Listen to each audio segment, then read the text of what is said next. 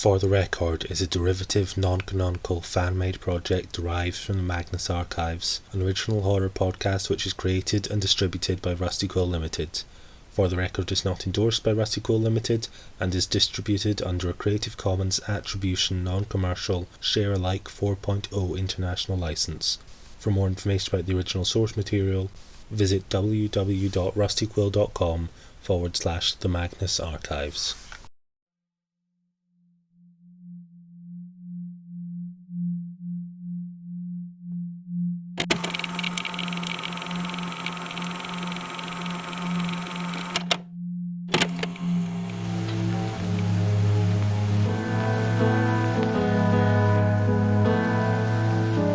For the Record, Episode 19.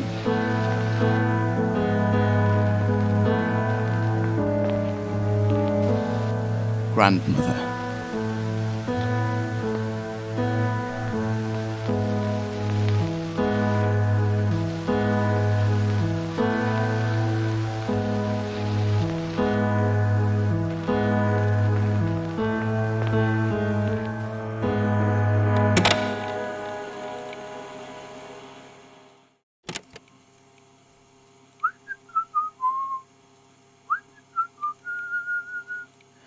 Gweitha pawb a phobeth, gweitha pawb a phobeth, gweitha pawb a phobeth, Rhi o hyd, Rhi o hyd. Huh?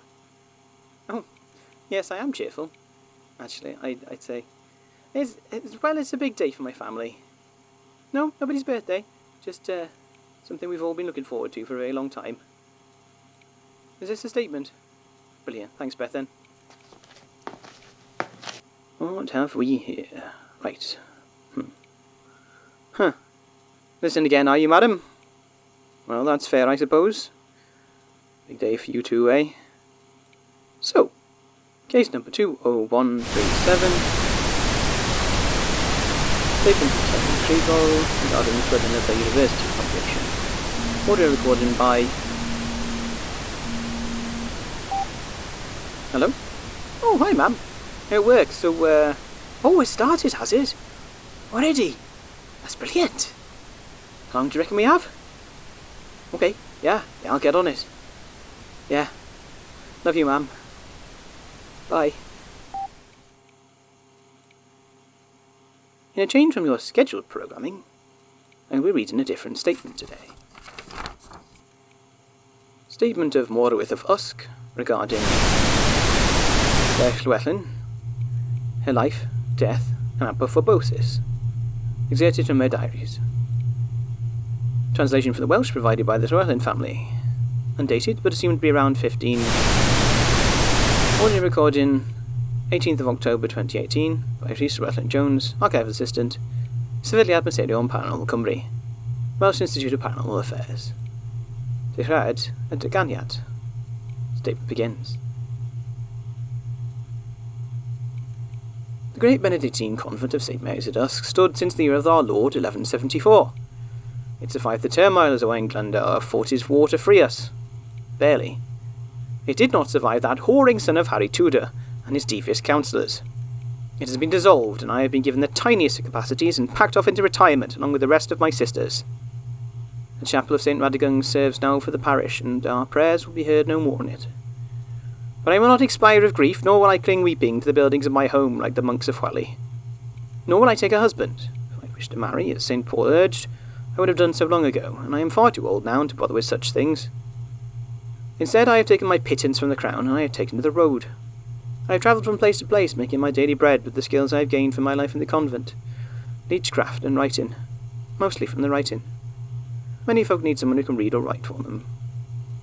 When I have struggled, I have only needed to say that I once dwelt in a convent and doors were opened for me or hands held out in pity or charity by good folk. What I desire most, though, is to find some quiet living somewhere of my own, some cottage where I might keep bees and brew beer and live a simple and godly life, where I might also collect stories, write books of poetry, and sell them. I pray God may someday grant me my wish, but he has not done so yet, and so I keep on with my search. I am staying now with a good, kind couple who live by a mill. They are without children, so I think perhaps they believe God may reward their charity with blessings. I will speak to the woman and ensure they are doing everything they need to be blessed. There are herbs which made them, and some folk are so innocent or so far removed from nature that sometimes we do not know how to perform the deed at all. A quiet word with a good wife may be very enlightening. Aside from these things, I write now so I will not forget what happened 2 Sundays ago, so that I might see it upon the paper and think and pray on it. It is possible, I think, that I met the devil, or one of his agents on the earth. That place I came to was nothing earthly, nothing holy, of that I am certain. It was late on an autumn eve, and I had been walking all day, and I had not come to another village when I expected to, having been directed by a shepherd, who I think overestimated the speed an old woman like I may walk. I was still high in the hills, and I was beginning to think that this would be one of those days where I must find some tree or wall to shelter behind, and hope the night did not get too cold. Yet as I passed over a ridge, looking to see if I could cast an eye down into a valley and spy a village or town, instead I found myself below a hill, and peeking through the trees atop it, a great red brick house, well appointed, surrounded by sprawling gardens. Blessing the Lord for his mercy, I climbed the winding path to the house, hoping there might be a stable, or the corner of a kitchen where I might be allowed to rest for the night. As I passed through the gardens, I could see upon closer inspection that the estate was ill kept. Once well-maintained trees were unpruned and uncared for, shrubs were overgrown, and leggy plants reached feebly between them towards the sun. A gardener's hut, half ruined, stood by the rusted gates, and when I reached the house, I could see ivy growing across the narrow windows, blocking the light of the upper rooms. As I looked up at those narrow stone eyes, I began to experience a sense of being watched, as if someone was staring at me from one of the windows just out of sight. I wished that I had turned from that door at that first staring of unease, but I dismissed it as a chill wind and went round the back to seek out a servant's door. The mist was beginning to come down as I knocked on the door. It took some time for it to be opened by the housekeeper, who I am sure was older even than I. She looked upon me with suspicion at first, but when I spoke to her, and explained my situation, and offered to trade my skills for somewhere to rest overnight, and when at last I appealed to her Christian charity, she bustled me inside and ladled me out some soup from a pot warming on the fire. Her name was Agnes, but everyone always called her Nest. She had some relatives, she said, she had not written to for some time, and so I took dictation of letters to her cousins and promised to carry them to the village where they lived. I had no particular direction to go in, so it would be no hardship. That done, we got to talking, and I asked about the house and its peculiar condition. She told me I had come to the house of Llewellyn, but the lady had been in seclusion for many years following the death of her husband, and did not leave the upper stories of the house. I remembered the ivy-shrouded windows and thought it must be very dark up there indeed. Since there was only the lady to care for, precious few servants remained, herself, a maid or two, and an old gardener who was of late too afflicted with rheumatism to properly take care of the grounds. Nest kept herself mostly to the kitchen, occasionally cleaning the unused dining hall and reception rooms and the library. A library, I said. Did it have many books? Might I peruse it? Nest said she did not know, but she would ask the lady if I might when she took up her food. When she returned with the lady's empty pots from the previous meal, she said permission had been granted and gave me a candle to take to the library so I might spend the evening reading out of the way while she attended to things. There were a great many books, mostly histories and geographies in Welsh, English, Latin, Greek, and other languages I did not understand, some even in scripts I had not seen before. I think I recognised Hebrew, but it is not a language I could begin to decipher. I was delighted at first to be among such learning, and found myself a translation of work by Aristotle that was deeply engrossing. But as time went on, I once again began to feel myself watched. When I looked up and around, I saw no one, only flickers of something in the corner of my eye, and once up in the gallery above the library, a dark shape. Eventually I became so unsettled I returned to the kitchen, to warmth and Nest's company, and slept that night in a chair by the fire. The morning broke to heavy rain, flooding the brooks and sheeting off the roof of the house, awakening me. I made myself useful by getting the fire going and awaited Nest to rise from her little room somewhere in the back of the house. She told me I was not to be leaving in this weather, and should remain, and not head down in the valley until it was more clement. Besides, she was enjoying the company, she said. The old gardener and a young maid came for breakfast and went about their work, and I helped Nest prepare food for the lady, which she carried up to her. When she returned, she was nervous and told me the lady had asked to speak to me. She had seen by my reading her books in Greek and Latin that I was a woman of education and not a simple beggar, and would have conversed with me in her chambers. Nest took my hand and told me to be careful and follow certain rules. I should be polite. I should speak when spoken to. I should be most careful not to ask to look upon the lady, or to see her face, for she could not abide that above all things. Aha, I thought, the lady has become mad in her seclusion. That was not altogether a surprise. I had tended to the mad before, They often came to us in the convent, poor unfortunates. I thanked Ness for her warnings and said I would heed them.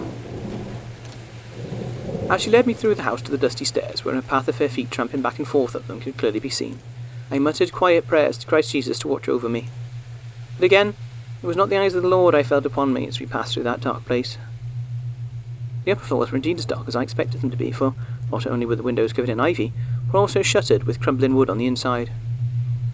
Nest's candle was the only light as she led me down the long gallery to the great chambers at the end of it, and pushed open a finely carved oaken door.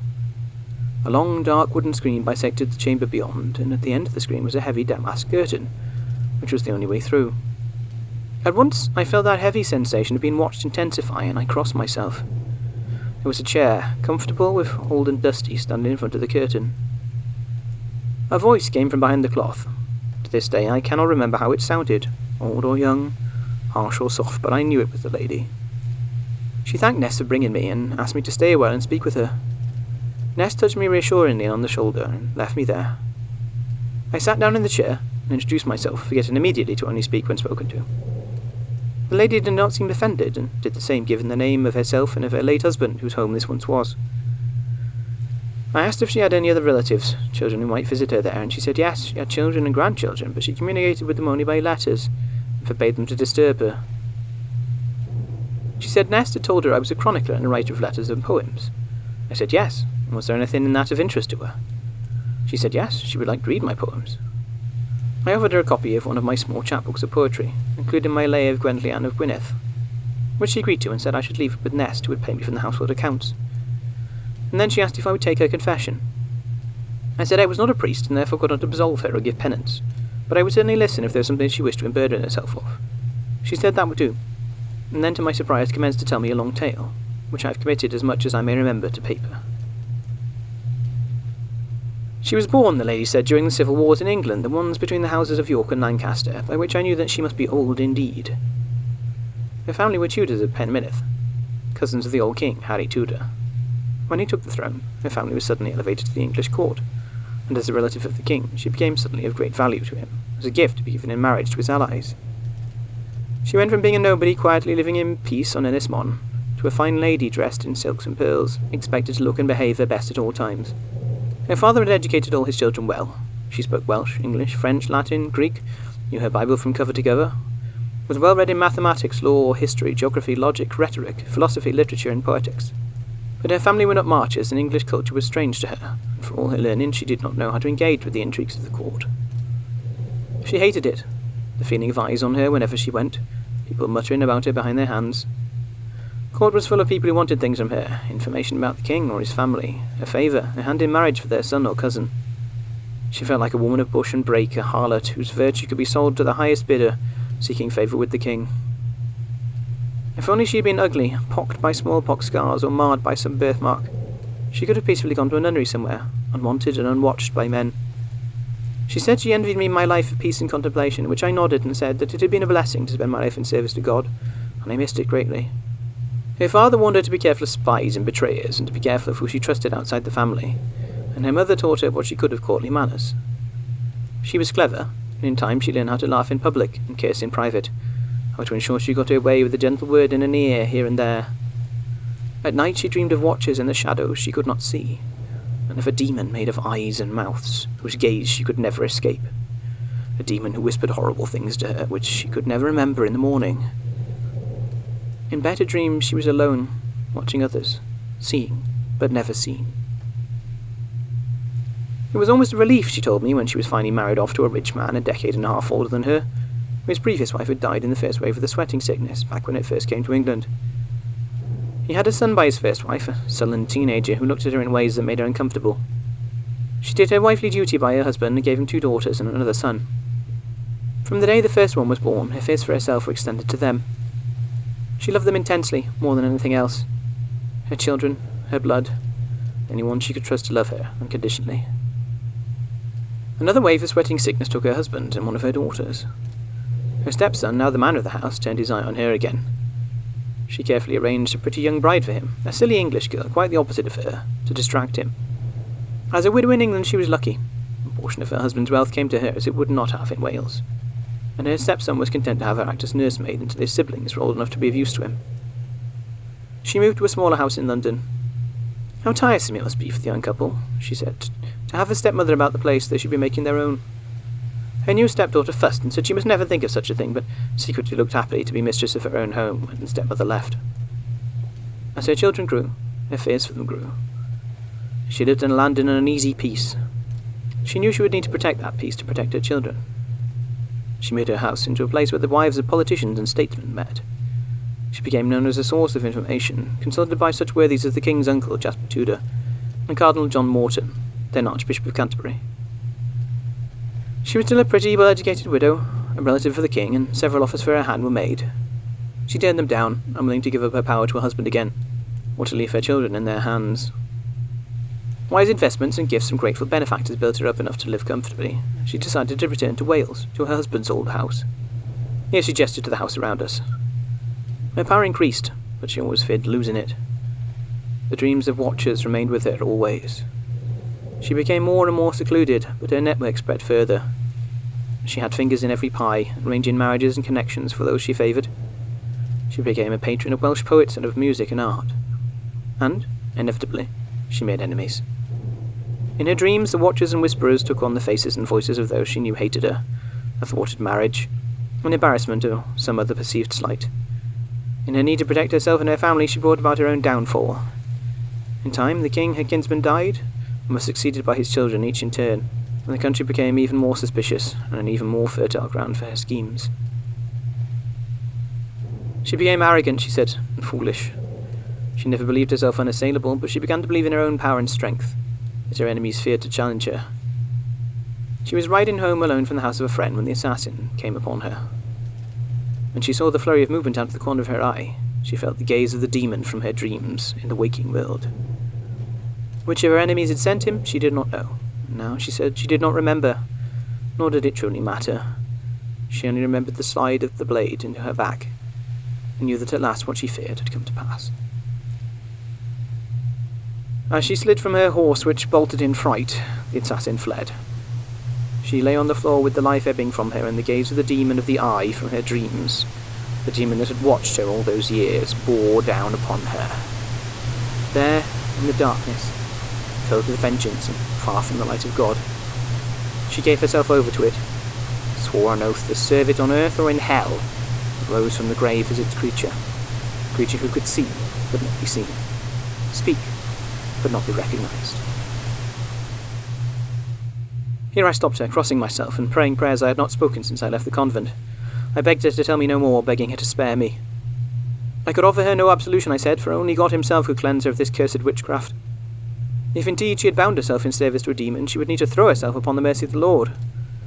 She was silent for a while, and then said that she had wondered if I might understand her, being woman of years and of education myself, and a woman betrayed of all I held dear by the doings of men. At that I balked, and said that for all I had lost, there was none who could take from me my faith in Christ Jesus my Redeemer. With my heart pounding, and sensing that horrible regard from beyond the screen, I prayed silently. Presently the lady thanked me for my time and told me to go.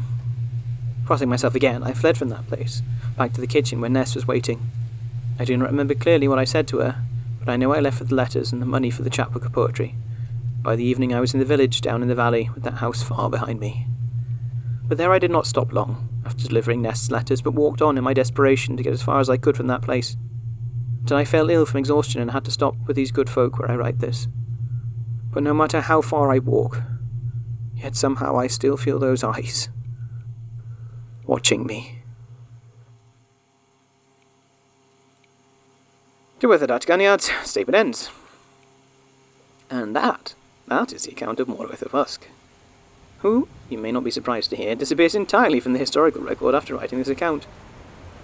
It is also the story of my grandmother. Well, great times a lot, grandmother. Personally, I think it teaches us an important lesson. There's no eldritch entity worse than the patriarchy.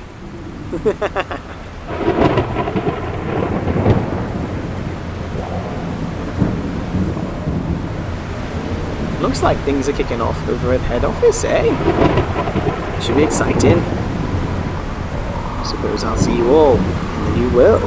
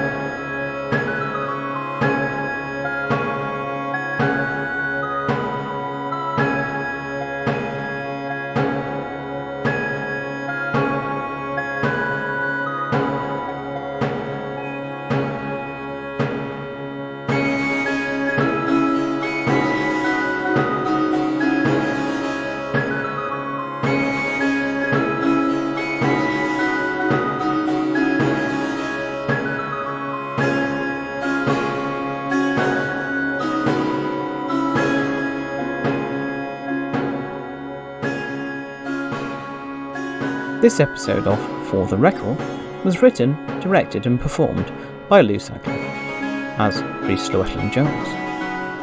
It used sounds from freesound.org under a Creative Commons Attribution Non-Commercial License. For full accreditation, see the show notes. To be kept up to date on new episodes, submit your statement, or to get involved in production, you can follow us on Twitter at FTRecordPod, on Tumblr at ForTheRecordPod, or view our website at fortherecordpodcast.co.uk. Stay safe, take care, and remain ever vigilant.